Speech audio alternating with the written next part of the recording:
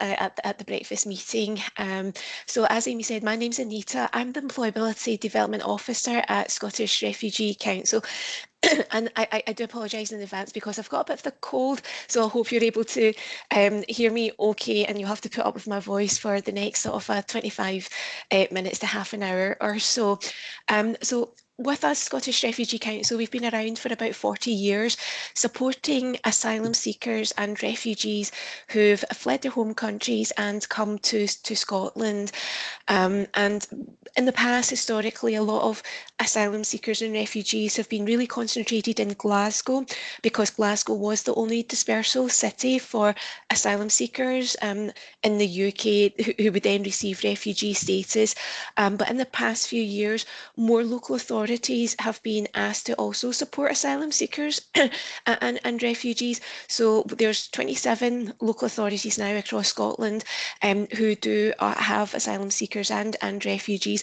So hopefully there'll be areas that yourselves may be based in, and there may be some support work that we can do along those sort of areas. So, but just to sort of press ahead then, and actually just wanting to see a show of hands, has anybody had experience of recruiting refugees or asylum seekers into your workplace? Just if you would be able to raise your hands. And it's fine if you've not, no problem. So hopefully then our session can sort of take yourself through a little bit more in terms of understanding who the groups of individuals are when we talk about the refugees and asylum seekers. So firstly, yep, the question that a lot of people ask is, well, who is a refugee?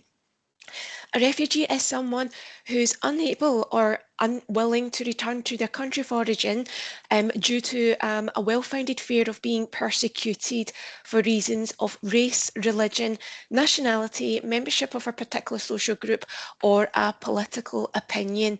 And that's the definition.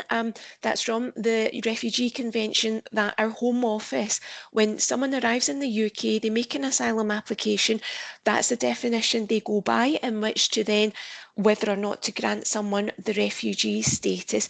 And we'll speak a little bit more about that refugee status as well and what they could access. But firstly, just to find out a bit more, where is it that most people are fleeing from, and possibly why as well? So at the year ending December 2025, these are the top 10 countries where people are fleeing from and have been coming to the UK. So Pakistan being one of the top countries with 10,000. Then you've got, I think it's Eritrea, 8.9 thousand, and so on and so forth. So in the year ending December 2025, 100,000 people have arrived in the UK and claimed asylum. And I think one of those countries that we see there, Iran, that we've been seeing a lot in the news very, very lately, due to the war between US, Israel and Iran. Prior to the war, a lot of people have been fleeing Iran. A large number of the refugees that we support at Refugee Council are from Iran, and this has been due to human rights violations, and also, there's the execution of young offenders, drug people who have committed drug-related offence. If someone is homosexual, journalists have been targeted, online media activists, because of there's no freedom of speech in Iran. So therefore, a lot of people have been fleeing Iran due to those reasons. And you'll have other countries, for example, Eritrea, where there's the government that commits a lot of war crimes, crimes against humanity, violations against civilians, forced conscriptions, which is one of the reasons why a lot of our clients are fleeing Eritrea. Young people are forced to join the government, the army, and they're forced to stay for a long period of time. They don't have that freedom to leave afterwards. I'm not going to go through every single country because there's quite a lot to go through, but that's just a flavour of why some people are having to flee. It's not by choice that they leave their home country, it's because of the circumstances, which is why people are coming to the UK. And just a little bit in terms of stats, worldwide, there's 117.3 million people who are forcibly displaced worldwide. And from that, coming to the UK, we'd mentioned in the previous slide, as of the sort of year ending December 2025, 100,000 asylum seekers in the UK. But accumulatively, over the past number of years, we still have 90,000 asylum seekers. Some of these asylum seekers have now received refugee status, hence the number is a little bit lower compared to the last slide. But in Scotland, 6,600 asylum seekers is what we have in the UK. But in terms of number of refugees for us in the UK, there's about 608,000 people in the refugee-like situations, because this includes people from the different Afghan schemes, resettled refugee schemes, displaced Ukrainian schemes, which we'll also be quite aware of, that happened a few years ago because of the Ukraine-Russia war that's been taking place. And in terms of the more specific number of refugees from those who've claimed asylum through the unsafe routes travelling through the small boats into the UK, there's roughly around 231,000 refugees. This was a number that was taken from 3 years ago, so we expect that number to have increased a bit. But for us in the UK, about 608,000 refugees is what we have. We don't have a specific figure for Scotland because people tend to move around once they get the refugee status, so that figure is a little bit more difficult for us to track in terms of numbers that we have in Scotland. But do asylum seekers and refugees have the right to work? Is probably a question that yourselves are asking. So people in the asylum process, just to a little bit of a background, when someone claims asylum in the UK, they are allocated Home Office accommodation and an allowance of either £49 a week or £9.95 a week. So this depends on if the accommodation that they are living in provides them with 3 meals a day. For example, if they're in a guest house, if they're in a hostel, for example, it might provide them with 3 meals a day, then it's £9.95 they get, and that's for anything that they need, from travel to clothing to books if they're studying English classes at college, to if they've got young children, it may be for buying presents as well for their young kids. But the £49 then, if the accommodation doesn't provide the meals, then they've got the £49 to cover the meals cost as well. Limited access to further higher education unless they're under the age of 18, and in which case they can access a full-time fee waiver at college. And they can access SAS tuition fees for the higher education. But the one for yourselves as employers is asylum seekers have a 12-month work ban. So in the first 12 months, no permission to work. Thereafter, they have to apply for permission to work, and they can then access jobs that are on the immigration salary list, which there's about, I think it's 25 job roles in the immigration salary list, or it depends on the time that they applied for permission to work, or it could be the appendix skilled occupations, which is the skilled workers list that has around 400 different types of job roles, but it's the higher skilled jobs that asylum seekers with permission to work can access. I'm not going to go into too much detail into that because it gets quite complicated, and I think I'll be here for longer than half an hour. But moving on to the people with refugee status, so someone claims asylum, Home Office makes that decision. When they are granted the refugee status, They then do have access to welfare rights benefits. They can access further education, higher education. They're treated as a home student. Apologies for that, should be in the larger font, but they can full access to employment, so all jobs they can access. Other than those that have a nationality eligibility criteria. For example, civil service jobs that would have that nationality eligibility criteria, where someone would need to be either British, from the EU, from a Commonwealth country, for example.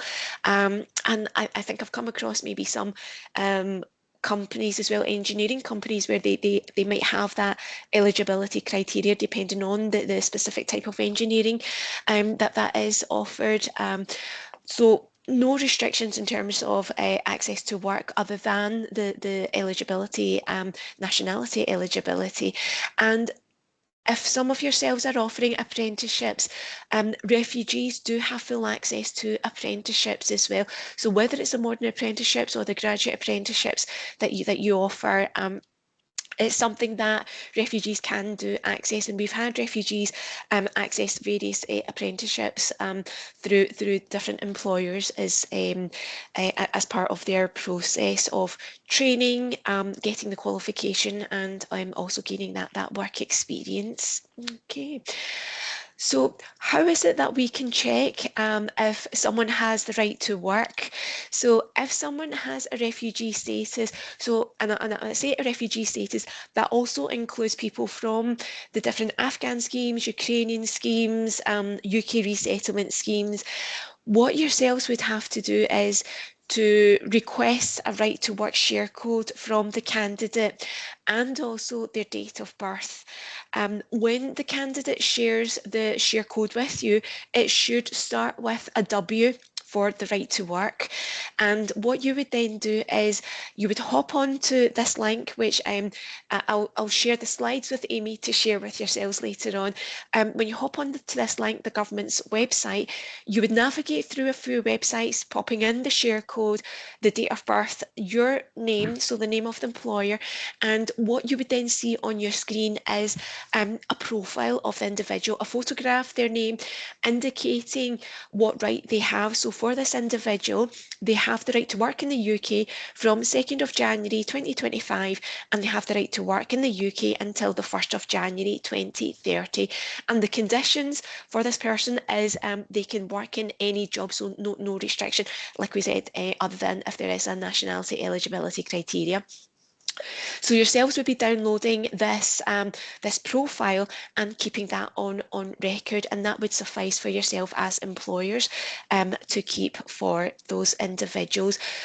If they are an asylum seeker, it is a slightly more complicated. I'm not saying complicated. There's a bit more to that yourselves would have to do. And what would I say is, if yourselves do have any people in the asylum process who do come through yourselves, I know Amy can provide some support, but if it's useful, I'd be happy for yourselves to contact me as well if any questions, any clarification would be useful to support yourselves. Okay.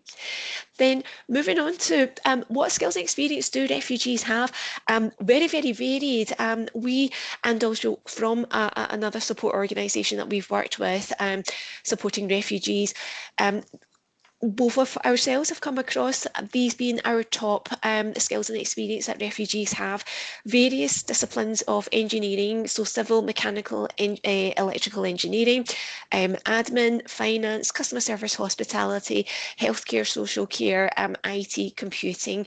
So we do also have people with no education, no formal work experience due to certain circumstances. For example, in Sudan, because of all the government attacks, for example, it's difficult for people to gain education to then gain that formal work experience. But a lot of people do have experience working for their families in the farms, in the fishery industries, for example. But the engineering is one that we do have clients, but we also struggle with, and explain a little bit in a short moment. But some of the feedback that we have from employers that we've worked with, the benefits that they've kind of fed back to us is that our refugees have helped to fill a skills gap where they've struggled to recruit locally. Our refugees have been able to help fill that gap. They've noticed that there's a higher level of commitment and overall the impact in terms of the increased team productivity is something that they've noticed as well. Diversified and inclusive workforce, where we've noticed some employers have been maybe more family orientated businesses and then being able to have a more diversified inclusive workforce when the refugee joins them. Refugees coming with new perspectives, new ideas, leading to increased learning within the workplace, kind of ties in with the overall increased team productivity as well. Higher levels of staff retention, so this include the sort of social care sectors, the hospitality sectors, as well as other areas of more IT professional sectors as well, that employers have noticed a higher level of staff retention, and also depending on the level, sorry, not the level, the type of work, the sector that employers are from, they've been able to attract new groups of customers. So examples of employers we've worked with, Starbucks, IKEA, Barclays, and so also Esteem Training, who provides that sort of a support to construction employers where they assess people on site in the training. And we've had two refugees who've kind of gone through the process of becoming went from trainee assessors to becoming qualified assessors with Esteem Training to support construction employers through that process. But some of the challenges that refugees we've been supporting have been experiencing when they've been looking for work. Certain qualifications have been a bit of have been quite tricky to get them recognised in the UK because of the type of qualification that individuals have. But also one of the challenges is in some countries people have struggled to access their certificates because of the government in power. So in some countries, the government has been, I'm saying the government, the universities have not released people's certificates to them once they've completed university. So what they've done is when they've completed a university course, they approach an employer and they'll say, that's me, completed university, my course. I'd like a job opportunity with yourselves. And what happens then is that employer contacts the university to verify that this candidate has indeed completed their degrees or their masters. And once they've got that confirmation, they then start them on the work on the job. So in that circumstance, we do have some refugees in the UK who've had 10, 15 years experience as senior managers of oil and gas companies, but they're unable to verify their qualification because they've not got their certificate with them. So that's one of the challenges that we do have. One of the other challenges, and actually it was only just a few days ago, one of the clients was saying to me that they've been really, really struggling to look for work in specifically civil engineering because they've applied for jobs, they've had a few interviews, but the feedback that they've had is that they've not had any UK experience. So despite 5 years experience in Iran for that specific client, they don't have any UK experience. So they were then not offered, they were offered an interview, but then they were not offered the job opportunity at the end of that. And again, that's one of the challenges that we've experienced with some of our clients, specific in engineering sort of a fields. Navigating UK's recruitment process is one that people do struggle with because of one of the reasons that I explained earlier, and yeah, because some countries don't have a recruitment process. In some countries, again, it's the government that monitors people from completing high school. People are then offered suggestions for courses by the government to study at university, and upon completing university, people are then offered 2 or 3 job roles that they can take on. And that's the process for some of the African countries, for example, where people are fleeing from. And there are some countries where people then attend networking events to buy a job. And I've had that, which in my earlier years working at Scottish Refugee Council, where people have asked me, Anita, where can I go to for networking meetings, where networking events where I can buy a job? And I thought, there are job fairs. You don't buy a job, but you go to meet employers who might give you opportunities to apply for jobs, maybe interview processes. So that was something that was quite new to me back in the days when I started about 8 years ago. So processes are very different in different countries. There will be some where there is CVs, but the CVs that certain countries have is maybe 5-page CVs. So again, slightly different from the processes that we have. Competency-based based interviews will be new. People won't be used to talking about themselves. So tell us about a time that you had to deal with an issue at work. The tell us about a time is one that people will struggle with, because again, in some cultures, talking a lot about themselves is seen as rude. So you'll get the very short, brief answers. Yes, I've had to prioritise work. Yes, I've had this experience before. So it's then about considering where those individuals might be coming from, and is there a different way that you can ask the question in terms of follow-up questions, or can you tell me a bit more about your experience then? So just to sort of probe them a bit more, prompt them a bit more so that they can elaborate on their answers. And also to bear in mind about body language, where again, the cultural difference where eye contact, smiling, might be seen as rude for some people. So you might get the sort of the eyes lowered, the no smile. They kind of look quite stern at the interviews, and it's just what they're used to. When we deliver employability training, we do tell people about the Western body language, the open body language, but the culture is something that's so ingrained in them, it's quite difficult for them to make that sort of a change. They do need to get a bit of a used to. So we kind of have mock interview practices with them. We'll try where we can bring in employers to provide sort of a CV advice, interview advice, mentoring support, for example, for individuals. So if those are things that you would be interested in, quite happy for you to give us a shout. I'm not going to go through the rest of them, but overseas criminal record check, that is one that we do say, if someone has come to the UK through the asylum process for refugees, and if you are requiring 5 years over, 5 years criminal record check, someone's only been in the UK for maybe 2 years, we would say no to overseas criminal record check because of their circumstances, because they're fleeing persecution from the home country. Very often it's because the government is monitoring them.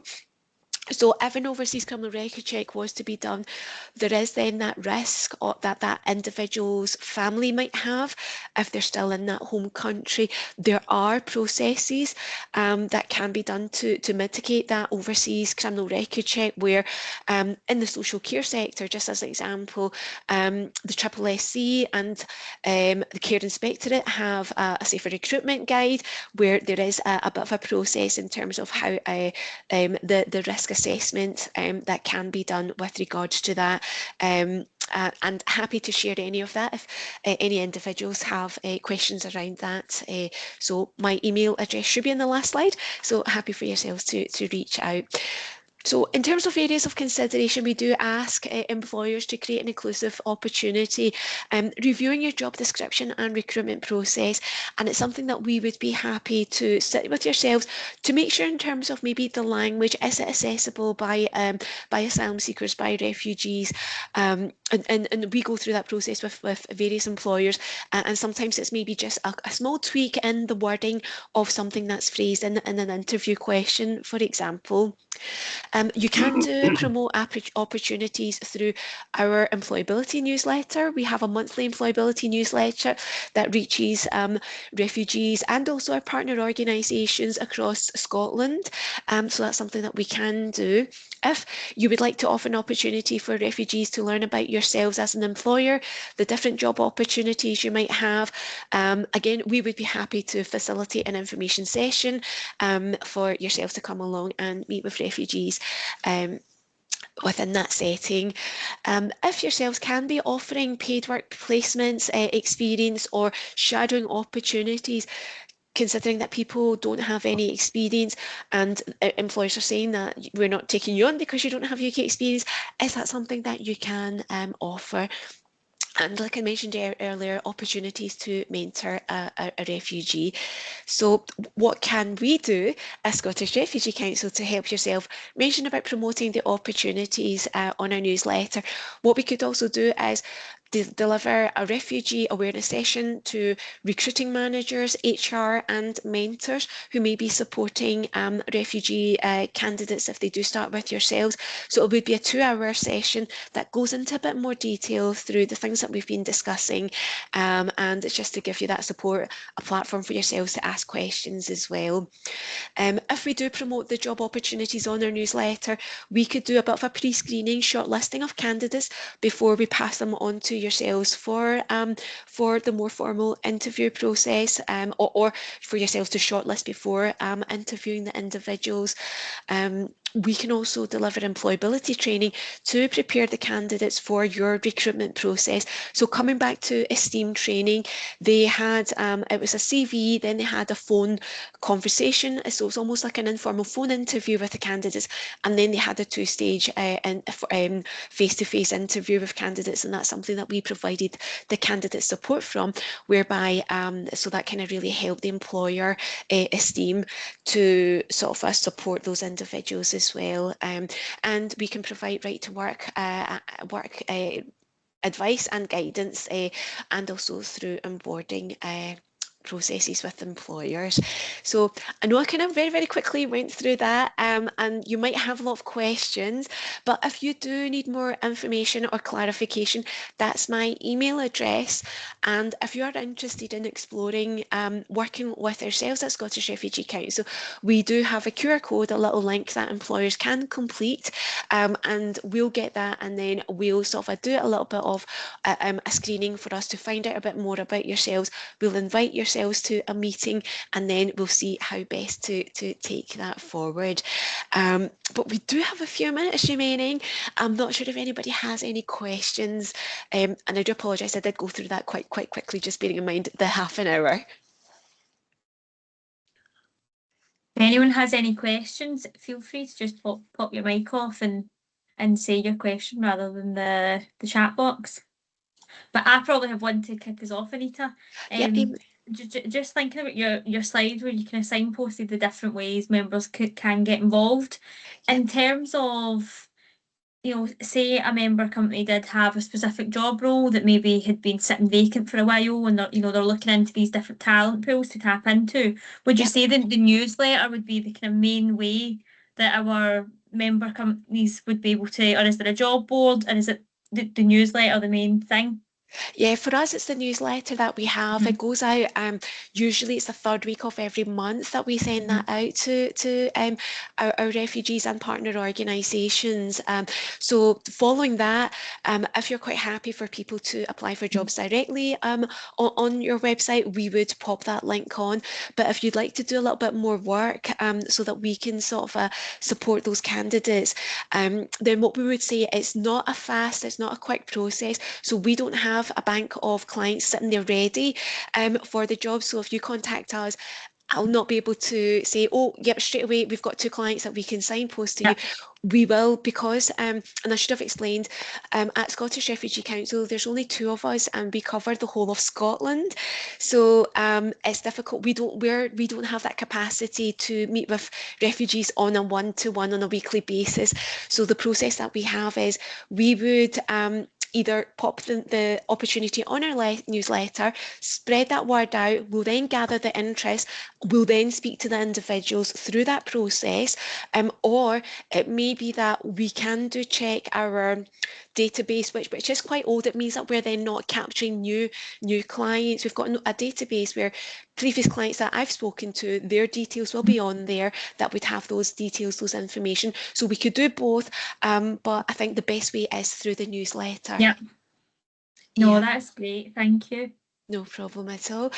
Or one of the other routes is I might present, as people come to us, I might present some CVs to Paul, and I'll say, Paul, could you give us a hand? We've got these clients, and it may be that Paul might then reach out to yourselves and see if yourselves have a vacancy that might support those individuals. The other one I would probably just highlight as well, Anita, is that you mentioned that one thing you do is sit down and review a job description. And Yeah, I think that is a really great service, because that's something that my team or myself might get asked to help with. And we certainly are good at making sure everything's legally compliant. But yeah, sometimes I think there's a piece in it as well of just things you can do. It might not be a legal requirement, but it's best practice. It's inclusive. So you can go a step further, which sounds, like it would be really useful as well if anyone did want to look at maximising, the talent pool they're getting from their ad. yep, no, absolutely, Amy. Yeah, quite happy to support with that. Very quickly before Paul jumps in, it's just last month we were supporting an employer, and yeah, it was the job description was really difficult for candidates to understand.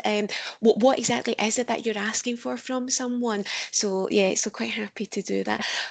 Paul, I don't know if you had a question to jump in with that. Yeah, I just wanted to jump on and first of all say thanks, Anita, for coming and No joining problem. our webinar this morning. You and I reconnected after being connected some time ago. Yes. And I suppose just to say to anybody on the call, what we did in that instance was, I think you had a couple of CVs at that time, and we sort of anonymised the details for them, put them in our weekly newsletter and put it out. So if anyone on the call, if ever there was a reason for one, opening your Thursday or Friday newsletter, and secondly, making sure you scroll through all of them, you'll see, I think there was an electrical engineer and there was a mechanical engineer was on that last list. So Anita, I'd love to do that. Just let us know Oh, brilliant. what's available, and we'll just put a regular slot in the newsletter and see if we can drive some interest towards you. That sounds great.